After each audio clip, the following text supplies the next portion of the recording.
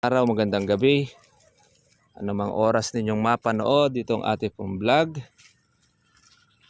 Ayan. Yung presyong dati na 3,000, ngayon ay 1,800. Mataas pa rin mga ka-farmers. Mapatak po na 60 pa ang kilo ang kuhanan. Kaya siyempre pagdating po doon sa tingi, sa palengke, mas mahal na yan. Halos kalahati ang advantage. Kasi kaya naman po mahal po sa palengke yan. Marami naman po mga pinagdadaanan. Una dyan, yung ahente, sunod, buyer.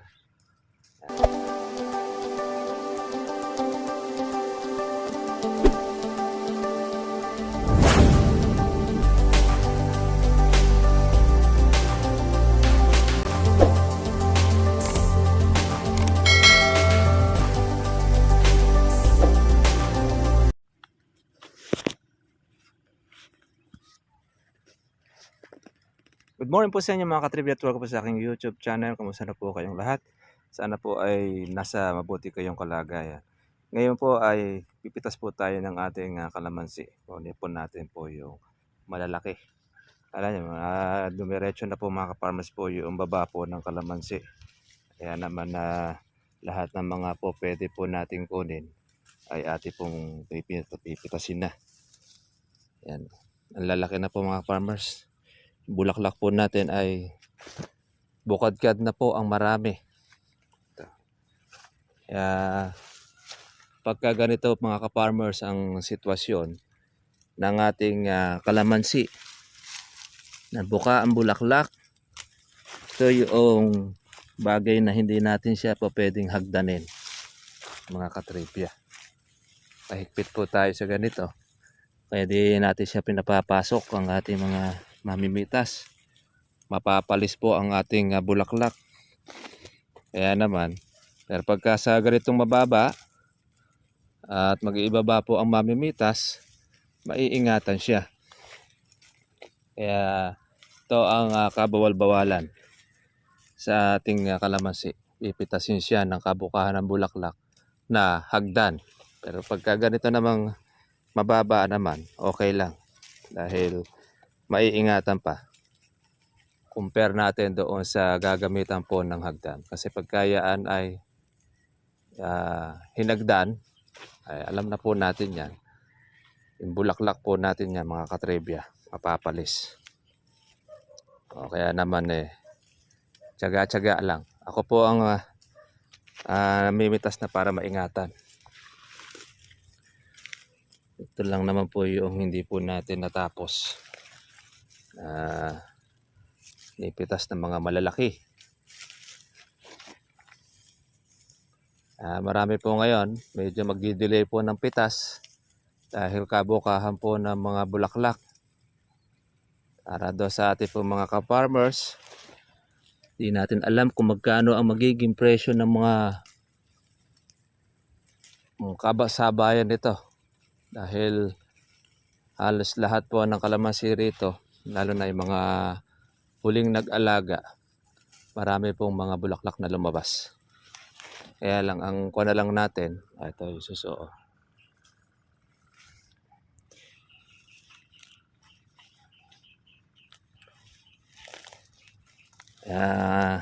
Habon na lang natin dito, mabuo ang bunga. Kung para sa magkaganon ay dadaanin lang natin sa dami ng ating kalamansi. Ayan. Maganda naman po ang ating flowers, mga katribya. Good morning, good morning. Magandang araw, magandang gabi. Anumang oras ninyong mapanood itong ating pong vlog. Ayan. Yung presyong dati na 3,000, ngayon ay 1,800. Mataas pa rin mga ka-farmers. Mapatak po na 60 pa ang kilo ang kuhanan. Kaya lang, siyempre, pagdating po doon sa tingi, sa palengke, mas mahal na yan. Halos kalahati ang advantage. Kasi kaya naman po mahal po sa palengke yan. Marami naman po mga pinagdadaanan. Una dyan, yung ahente, sunod, buyer, tapos yung magbubuhat. Bawat buhat niyan, may mga bayad. Kaya pagdating na sa palengke, mahal na ang kalamansi. Pero mura lang ang kuha sa puno. Dahil marami na pong humawak ang kamay. Kumbaga sa uling. Marami nang naulingan. Ang ahente, siyempre pati na yung buyer. Tsaka yung magtitinda. Ayan, swerte na natin, nakaabot din tayo ng mahigit sa 1,000. Kahit na halos siyam na red bag ang ating nakuha, ay nakuha na natin yung ating unang ginastos sa kanya. At ito ay mga bonus na natin. Itong ating pampitas para naman sa kanyang pagpapatubig, ang maintenance, mga katribya.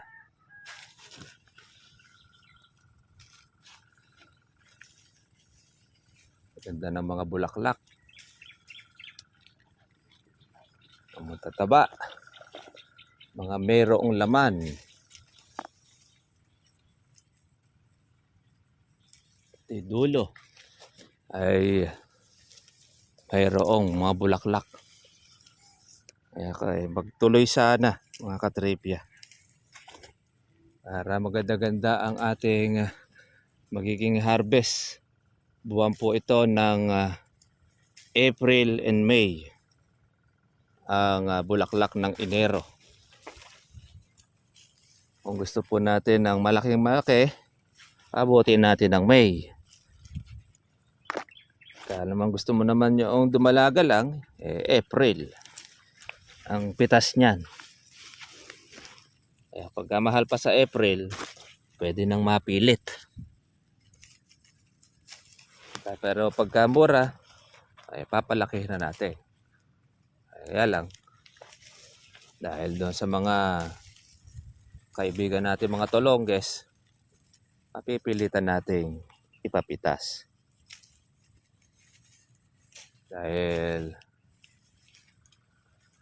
wala nang malaki-malaki sa mga tolongges. Basta tiyaan ay po pwedeng ibenta. Kahit gaholin, kahit kasaresa, tinitinda ng mga mabuisit dahil ibasa kasi wala silang kahirap-hirap.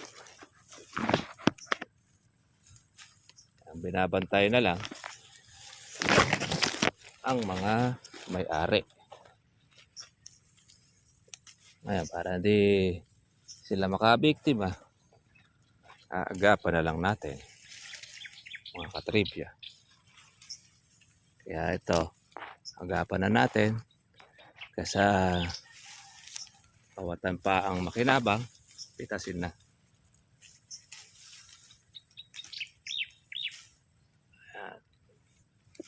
Maganda pong pitasin dahil yung iba nakalaki, hindi na naabot ito ng mga kawatan.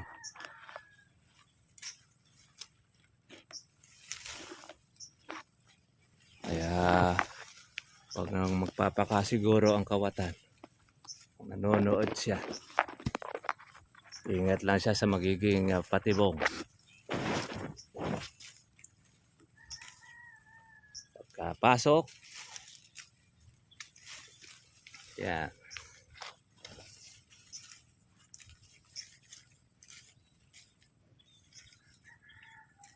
Pitas mga ka-farmers. Yan, lahat po ng mga nasa ilalim, loob, silip-silip natin. Lahat ng okay. Ang kalamansi po ay hindi siya lumalaos. Ang bunga naaagad. Dahil nga po sa maganda ang presyo. At maraming nangangailangan. Konti ang supply. Para pagka marami naman pong supply, dagsa ang kalamansi, bababa ang presyo.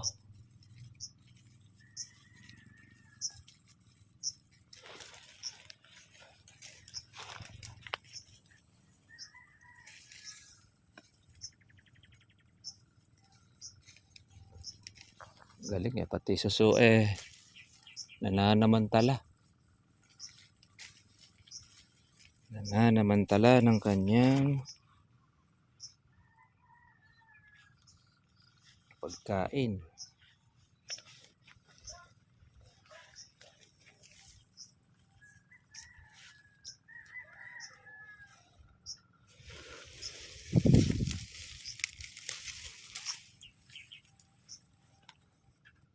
Okay. Mahirap lang pong pitasin pagka may bulaklak. Ingat na ingat natin mga katribya. Dahil pagka napalis yan, sayang. Yung mga ganyan, masiselan yan mga ka-farmers. Buti sana pagka tagtag na, makapit na siya. Okay lang. Kahit gamitan po natin ng hagdan. No problem.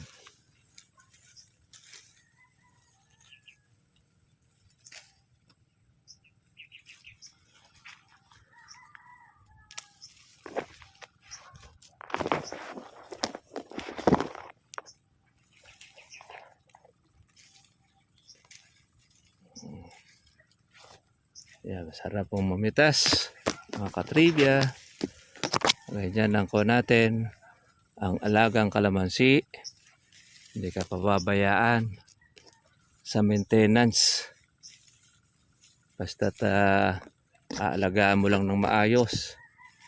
Hindi mawawalan ng bunga. Pati kawatan ay nakikinabang. Maraming mga tinutustusan.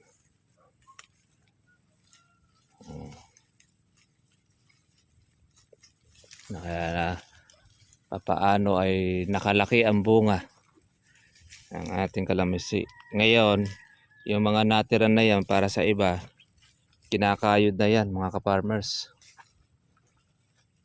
Talagang pagka pinitas, wala nang matitira.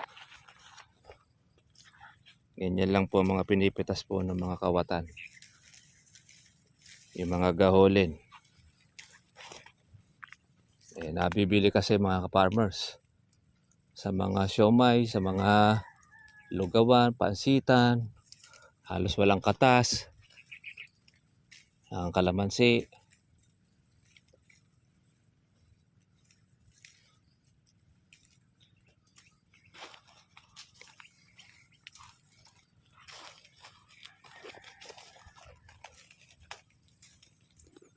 Okay. Sige mga farmers, pitas-pitas muna po tayo.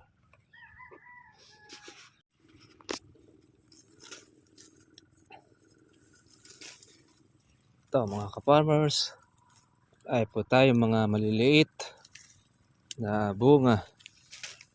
Makahabol pa po sana sa magandang presyo. Itong ating mga naiwan. Ayan, sana naman ay walang masyadong maraming kasabay.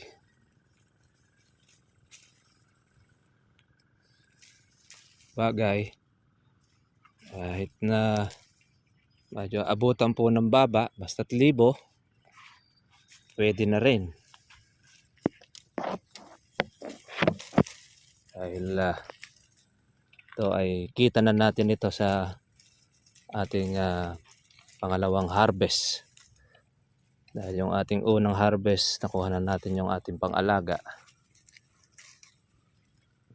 Nagamit na natin para makabili ng panibagong supply ng ating gamot.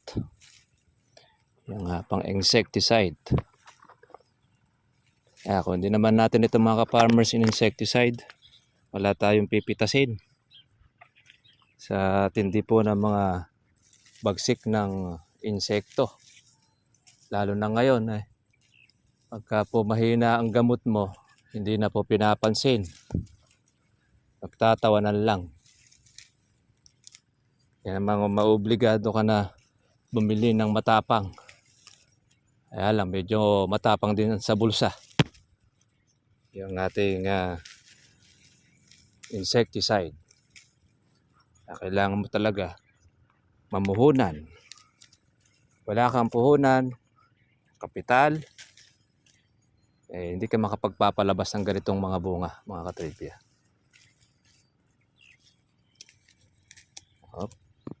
Yan, puno na po yung ating kandongga. Sige, salin na po natin. At meron na po tayo mga ka-farmers po na kalahating bag para po dito sa ating pitas. Pili-pili tayo mga ka-farmers na ating reject.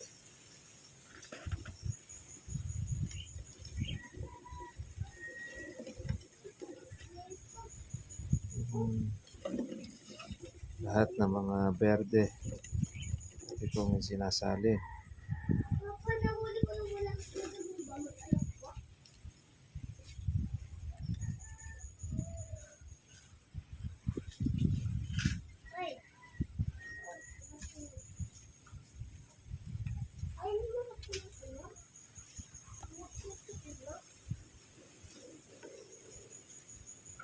Yan ang dilaw.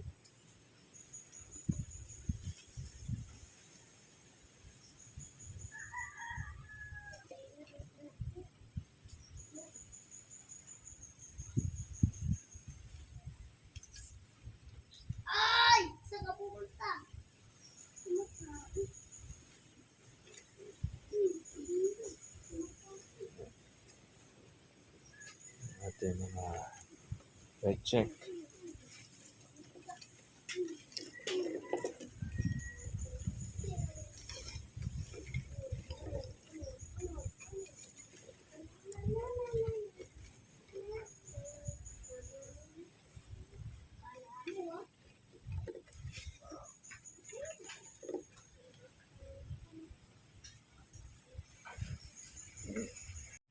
Ayan mga katribya po, at nakaisa na po tayo ng ating pitas ng kalamansi. Ayan, natapos na din po tayo. Nakakuha na po natin po yung lahat po ng mga malalaki. At isa na pa, yung pong ating pong presyo mga katribya po ay nasa 1,800 pa. Kahapon ay 1,900, ngayon diretso po ang baba, naging 1,800 po ngayon. Maliliit pa, gusto man natin po mapwersa, kaya lang po ay sobrang liliit ang mga trivia po ng ating kalamansi, tsaka kabukahan pa ng bulaklak, kaya hindi pa natin po siya pa pwedeng ipapasok sa mga tagapitas. Natagtag na po ang bulaklak, saka na lang po natin siya pwedeng ipapitas mga trivia. Paano mga kaparambas po, kita po tayo po bukas para susunod po natin vlog. God bless sa inyo lahat. Bye bye.